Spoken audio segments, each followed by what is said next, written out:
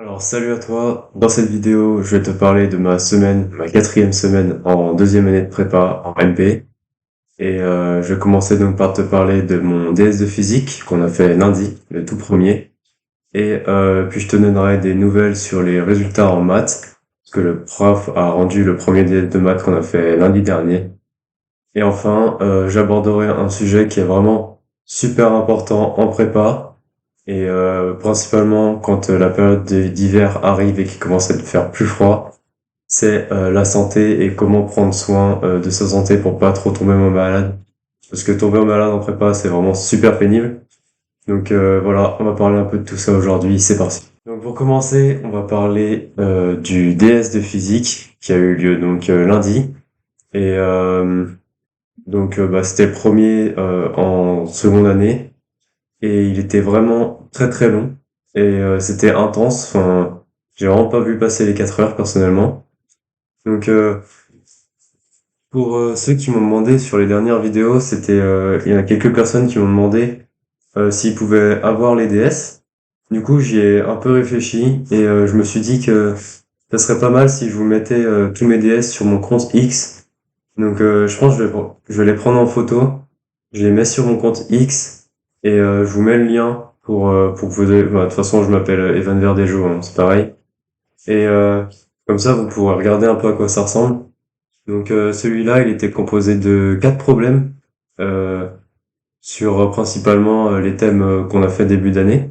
Donc l'électrostatique, les forces centrales et les signaux.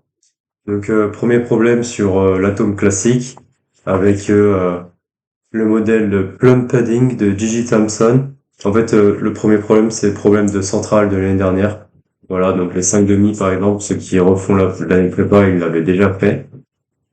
Et c'était le deuxième problème sur l'analogie entre théorème de Gauss de l'électrostatique et théorème de Gauss de la gravitation. Donc là, voilà, on avait la Terre qui était, on la prenait comme une superposition des différentes couches et on calculait, grâce au théorème de Gauss de la gravitation, les différents champs de gravitation au niveau des différentes couches. Ensuite, dans le troisième problème, on a un peu parlé de satellites. Voilà. Satellites terrestres utilisés pour le GPS. Donc là, globalement, c'est des forces centrales, hein. Et pour ce qui est du dernier, c'était signaux, donc analyse des transformations analyse de Fourier et échantillonnage d'un signal électrique. Donc en gros, on a un signal électrique et on veut l'échantillonner. Pour ça, on prend le signal et on multiplie par comment ça s'appelle, un signal créneau. Donc pour récupérer que des petits bouts du signal qu'on veut. Donc voilà un peu à quoi ça ressemble le premier DS de physique. Donc heureusement, j'avais bien révisé mon cours. Donc toutes les questions qui étaient basées sur le cours, concrètement, j'ai réussi à les faire. Et je suis à moitié content pour ce DS parce que mon objectif, en réalité, j'en avais deux. Donc c'était vraiment m'appliquer sur toutes les questions que je savais déjà faire. Donc les questions qu'on avait vues en cours et les questions basiques, quoi. Ça, j'ai plutôt bien réussi à m'appliquer sur les questions que je savais faire. Le deuxième, c'était vraiment d'optimiser et de maximiser mon nombre de questions faites et traitées. Et là, c'était plus compliqué parce que malgré le fait que j'ai réussi à faire les questions que je savais faire assez vite, j'ai quand même pris trop de temps et j'ai vraiment manqué de rapidité pour couvrir plus de questions et c'est ça un peu qui m'a manqué sur ce premier DS. Donc bon voilà, c'était un peu plus une expérience d'apprentissage pour moi. Et sur les prochains DS, je vais essayer d'améliorer ma gestion du temps pour mieux réussir et faire plus de questions. Parce que vraiment, dès que les questions sortaient un peu du cours, je prenais trop de temps et c'était vraiment des vrais obstacles que j'arrivais pas à franchir. Donc j'espère faire mieux sur les prochains DS. Ensuite, donc le prof de maths, il a rendu les DS qu'on a fait la troisième semaine. Donc on va parler un peu des résultats parce que franchement j'étais un peu déçu. J'ai reçu une note qui me plaît pas vraiment parce que j'ai fait un top 30 sur 45 environ. Ouais, c'est pas super. Bien sûr, je m'attendais pas forcément à être dans le top 10 par exemple, surtout parce qu'il y a 7 élèves qui refont leur deuxième année, donc en 5 demi. Donc ces élèves-là qui ont déjà fait un an de prépa en plus, je m'attendais pas à les battre sur le premier DS de maths, bien sûr, même si j'espère pouvoir faire mieux qu'eux durant l'année. Mais c'est quand même un peu frustrant, ouais, le 30 sur 40. Mais je me suis vraiment donné à fond, quoi. Je connaissais mon cours, etc. J'ai bossé, j'ai fait des exos, surtout des exos classiques. Mais voilà, quand le moment est venu de montrer tout ça sur le papier, j'ai pas bien réussi. Et ouais, c'est un peu dommage pour le premier DS, mais bon. Ce n'est que le premier DS déjà. Et c'est important de garder le fait que les notes, c'est pas très important cette année. L'objectif de cette année, c'est pas forcément de briller sur chaque évaluation, contrairement où l'année dernière. L'année dernière, vraiment, la première année de prépa, toutes tes notes, elles comptent pour avoir la star. Donc concrètement, t'es vraiment sur chaque DS, tu te dis il faut que je réussisse. Ici, c'est pas pareil, parce que la deuxième année, chaque test est là pour vraiment te préparer au concours et arriver dans les meilleures conditions possibles. Donc c'est vraiment au concours que ça compte et c'est vraiment un soulagement en fait pour au niveau de la pression et du stress de réaliser que les notes cette année-là n'ont jamais vraiment compté aussi peu dans toute notre scolarité. C'est vraiment un truc de fou. En fait, même l'école, les DS, toutes les petites interros, tout ça c'est vraiment juste fait pour que on arrive dans les meilleures conditions au concours et qu'on soit les meilleurs possibles. Sinon, ça n'a pas d'autre intérêt. Donc honnêtement, ça me permet un peu de voir les choses d'une manière différente. C'est beaucoup moins stressant déjà.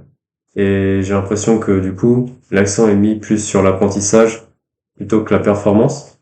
Et c'est vraiment un gros plus parce que moi, je suis allé aussi en prépa pour apprendre, hein, pour apprendre à apprendre. Et le fait que je me sente moins sous pression, c'est quand même agréable. Après, c'est peut-être parce que aussi je me suis habitué à la charge de travail par rapport à la première année où on arrive, on sort du lycée, on n'avait pas fait grand-chose. Et là, tout de suite, la prépa, voilà quoi, tu dois travailler tout le temps. Et du coup, ça me permet un peu de relativiser et d'aborder chaque DS un peu avec un esprit plus ouvert. Alors, même si je suis pas satisfait du résultat de ce premier DS, je me dis que chaque évaluation là, c'est quelque chose, c'est une occasion pour apprendre en fait. Et puis, il y a encore plein de DS dans l'année, hein. Je crois qu'on a 7 DS de maths, 7 DS de physique. Et donc, bah, qui sait, j'espère pouvoir quand même réussir à faire mieux et me rattraper sur les prochaines fois. Donc l'important, c'est vraiment de garder la bonne direction et de continuer à progresser pour arriver dans les meilleures conditions au concours. Au final, je voulais un peu parler de la prépa en termes de santé, parce que vraiment la santé, c'est vraiment super important. Dans ma prépa, la première et enfin surtout la première année du coup, j'ai remarqué que dans ma classe, les gens tombaient vraiment facilement malades. Ouais, ça paraît vraiment logique parce que on passe vraiment toute notre journée enfermés à l'intérieur de nos classes et donc on voit pas le soleil, on sort pas, on voit pas trop la nature et tout. Donc voilà, ça s'explique assez simplement. L'année dernière, toute la classe était tombée malade vers novembre et ça a duré vraiment jusqu'à fin mars-avril quoi. Les gens ils arrêtaient pas de tousser, de se moucher et j'en faisais partie hein, d'ailleurs, hein. Je faisais partie de ceux-là. Et cette année, ça commence vraiment très mal aussi, avec vraiment de plus en plus de gens qui tombent malades dès les premières semaines. Là. Et j'en ai fait partie encore cette semaine. Euh, Malade comme un chien, vraiment mardi et mercredi, j'en pouvais plus. Et bon, ça s'est un peu doucement atténué jeudi, mais c'est vraiment pas agréable d'assister aux cours en étant malade.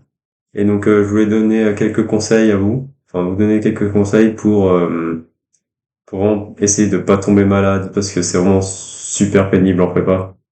Donc, pour pas tomber malade, il faut vraiment d'abord faire très attention à votre hygiène. Donc, bah, c'est se laver les mains, garder une bonne hygiène de vie en général, donc faire du sport.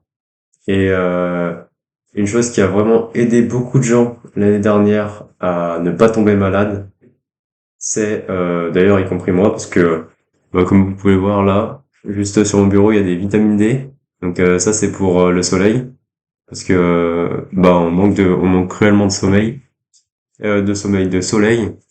et voilà, la vitamine D c'est très important.